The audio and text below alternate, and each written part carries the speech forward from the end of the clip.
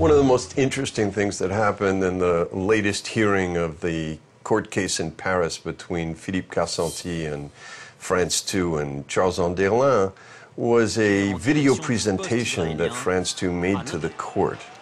Now, you have to understand, this is a trial in which France 2 and their star Middle East correspondent Charles Anderlin have taken Philippe Carcenti to court for defamation for having run an article in which he said that the story that they ran about Mohammed Adoura had been staged by their cameramen and that they had violated all kinds of journalistic principles by running staged footage and presenting it as real.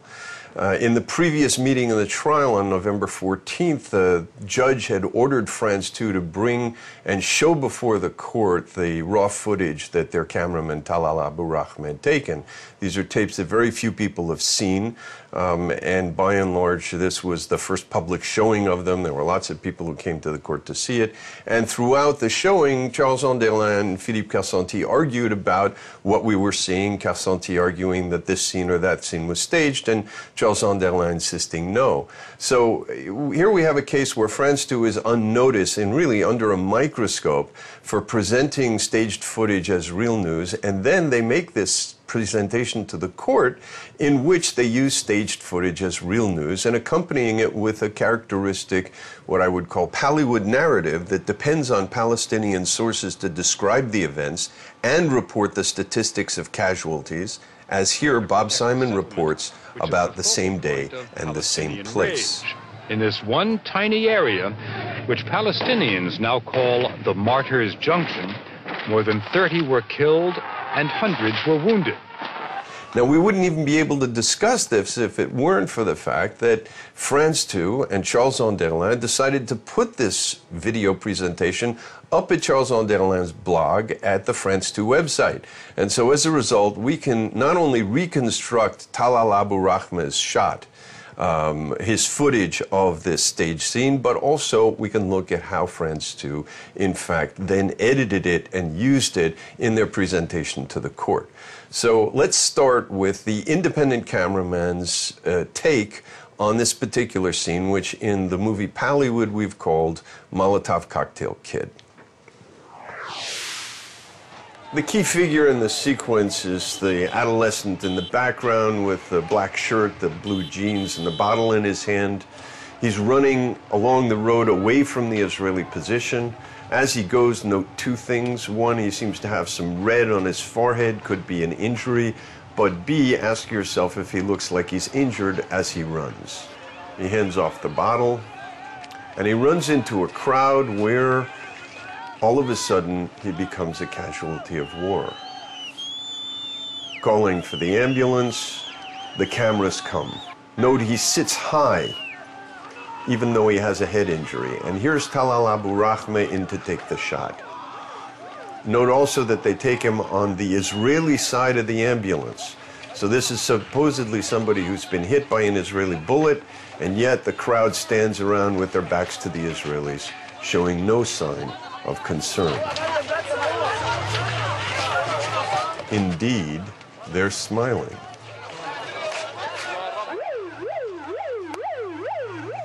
Now let's take a look at what we can reconstruct of Talal Abu Rahma's rushes of this incident. We've seen him photographing it from the other cameraman's point of view, and now we'll see what he photographed. And this we've done by putting together two scenes that appear in France 2's demonstration video. The young man in the black shirt and the blue jeans that we followed in the previous footage is in this sequence behind the no U-turn sign in the middle of the screen. Watch as he emerges. There he is. At this point, he's entering the crowd that's going to pick him up. There's the man in the red shirt. Now we have a casualty. This is the sequence that we saw Talal shooting in the previous footage, and we have additional ambulance evacuation scenes. Now, what's interesting about this is, first of all, the other cameraman is, I would say, a clearly superior cameraman, at least in this sequence. His footage is in focus. He gives us a sustained view of the scene, which in fact permits us to identify it as a fake. So in a sense, you could say he's a cameraman of Pallywood, whereas Talal is a Pallywood cameraman. Talal comes in, it's all cinéma vérité, it's out of focus, shaking thing, short scenes. You can't really tell anything from it except that there's action. And in fact, you have an ambulance evacuation scene, which if we didn't have the other footage, would be difficult to realize was in fact staged. Now, let's look at what France 2 has done with this footage. And mind you, they're aware of the other footage because they've used material from that footage in the rest of their presentation.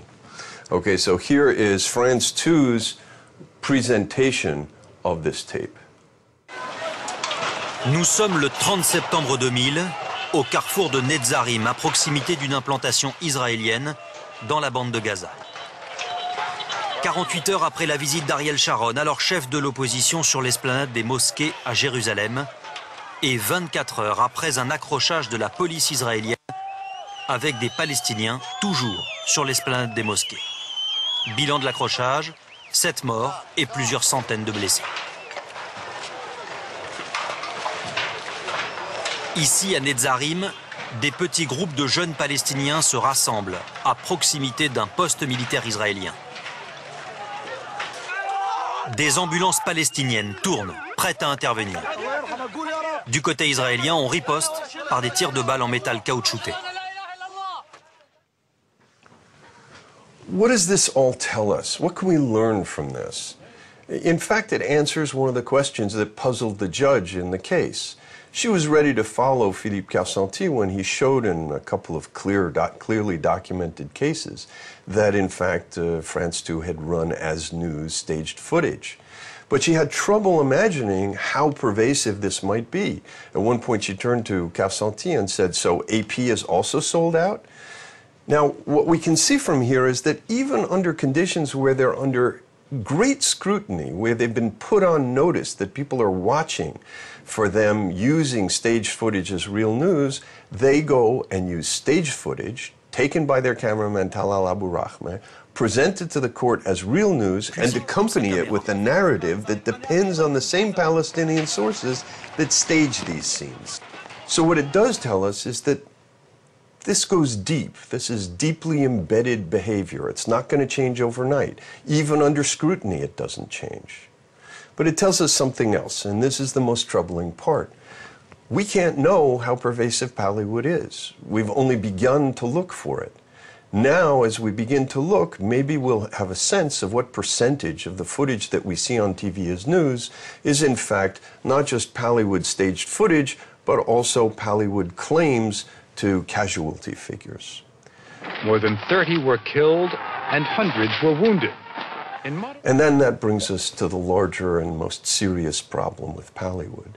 And that is, if the media are the eyes and ears of civil society, if they were what permit a free citizen to inform himself about the world and make decisions about leaders who will have an impact on events around the world, then they have to see with as clear eyes as possible.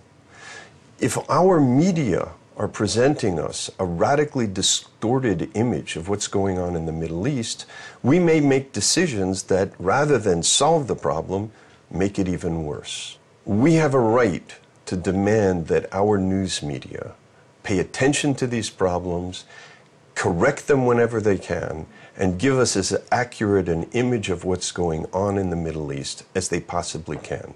And in order to do that, they're going to have to be more awake than Charles Anderlin and France 2. This is Richard Landis from The Second Draft.